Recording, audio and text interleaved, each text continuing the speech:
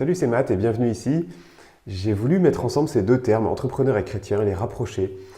Parce que mon espoir, c'est d'inspirer des milliers de chrétiens. En fait, quelque part, j'aimerais nous aider à réaliser qu'on est tous des entrepreneurs responsables. On est tous des entrepreneurs responsables, au moins de notre propre vie. Ici, on retrouve ensemble l'envie d'être de vrais disciples de Jésus. Après avoir accepté la grâce qui nous sauve, j'aimerais nous encourager à accepter aussi la grâce qui veut nous transformer. Ici, l'idée, c'est de retrouver l'envie de passer à l'action, l'envie de faire des progrès. C'est aussi d'avoir le courage de faire ce qui doit être fait, avoir le courage de faire face aux problèmes et de ne pas en avoir peur. Peut-être justement que vous avez du mal à écouter ce que Dieu vous inspire, par peur d'échouer, par peur de ne pas être à la hauteur.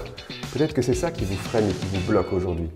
Je ne veux surtout pas donner l'impression que je suis Superman ou que j'ai mieux compris les choses que les autres. Au contraire, j'ai vraiment fait beaucoup de bêtises. J'étais vraiment pas fier de ma vie. Est-ce qu'on doit être fier de sa vie? Je ne sais pas. L'apôtre Paul, lui, il avait l'air d'être vraiment très fier de son travail pour Dieu, pas fier de lui, mais fier de son travail pour Dieu, fier voilà, j'aurais pas à rougir quand je serai devant lui. Et moi, je pouvais pas dire ça de ma vie. Je pouvais vraiment pas le dire.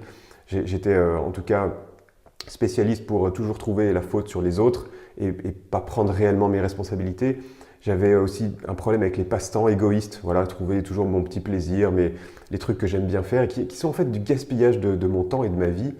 Je m'occupais même de ma famille à contre-cœur. Là, aujourd'hui, j'ai 5 enfants, mais bon, voilà, ils ne sont pas tous arrivés d'un coup. Mais j'ai eu beaucoup de mal à rentrer là-dedans, à pas vivre ça comme un sacrifice. C'est toujours moi qui faisais des efforts pour les autres. J'ai même eu des soucis de couple parce que je reprochais à ma femme de ne pas être l'aide qui me correspond. Ça, c'est biblique, elle devrait être l'aide qui me correspond quand même.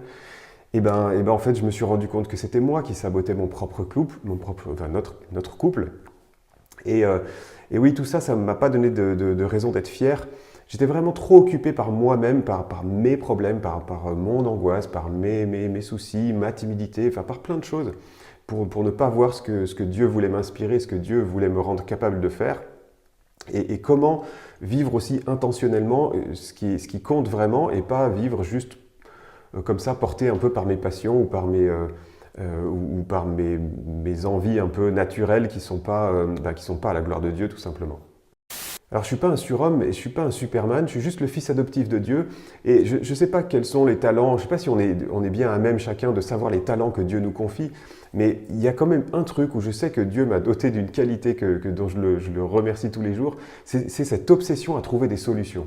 Quand il y a un truc que je ne comprends pas, je veux trouver le mécanisme. Quand il y a un truc que je n'arrive pas à faire, je veux comprendre. Je vais m'intéresser aux bouquins, à tout ce qui a été écrit, fait, aux gens qui ont essayé, qui ont échoué, ceux qui ont essayé, qui ont réussi, et de comprendre comment on peut y arriver, quel que soit le domaine d'ailleurs, que ce soit professionnel, en couple, dans l'éducation des enfants, enfin tous les sujets qui à un moment me touchent et qui me bloquent, je cherche à trouver, je cherche à comprendre. Aujourd'hui, je cherche à vous transmettre des idées et de l'inspiration pour mieux vivre votre vie de chrétien, pour définir et réaliser les projets qui comptent vraiment pour vous, peut-être devenir entrepreneur, peut-être simplement être plus responsable et avoir l'esprit d'entrepreneur même si vous êtes encore salarié, parce que c'est la meilleure façon de vous préparer. Et j'aimerais vous donner des idées, de l'inspiration aussi pour combattre toutes les tendances naturelles qui nous freinent. Et finalement, combattre celui qui se réjouit de voir des chrétiens qui sont enlisés, qui ont les deux pieds dans la boue, qui n'arrivent plus à avancer, qui n'arrivent plus à croire dans les possibilités, alors qu'ils sont à côté du Dieu vivant, du Dieu créateur. Et c'est tellement dommage de passer à côté de sa vie, alors qu'il suffit parfois juste de la saisir, de se réveiller, de se motiver et de passer à l'action. Voilà, que ce soit dans mes vidéos, dans des articles, dans des audios, dans des formations aussi, je partage avec vous ici tout ce que j'ai découvert, tout ce que j'ai testé, tout ce que j'ai appliqué pour vivre la vie que Dieu m'inspire. Si tu aimes, clique sur j'aime, c'est la façon la plus simple de partager et d'inspirer d'autres personnes. Je t'invite aussi à t'abonner pour ne pas louper les prochains épisodes et pour oser changer tout ce qui doit changer dans ta vie. Tu peux aussi me retrouver sur entrepreneurchrétien.com pour plus d'outils et de ressources pour mettre tes talents en action pour la gloire de Dieu. Alors à bientôt.